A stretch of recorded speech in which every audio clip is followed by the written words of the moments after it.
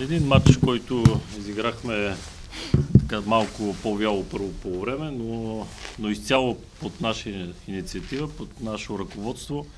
Целите 90 минути контролирахме матча изцяло. Не позволихме на противника да ни създаде нито едно голово положение, с изключение на една-две контратаки, с които пак се справихме без никакви проблеми.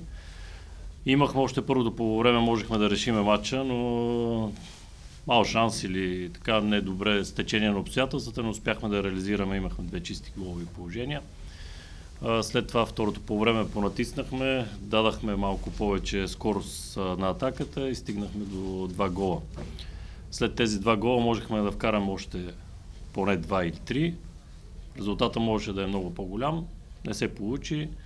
Една нормална среща, проведена под наша инициатива, под нашето ръководство на целия матч.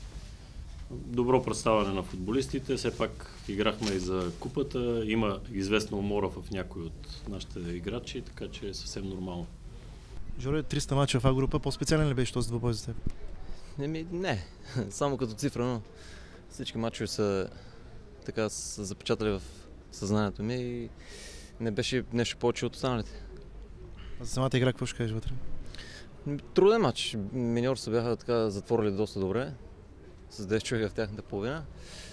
И общо взето матчът беше до първия гол. Видяхте, че след това нещата се поуспокоиха, създадахме още положение, вкарахме още един гол, можехме да вкараме и още, така че матчът се отвори тогава.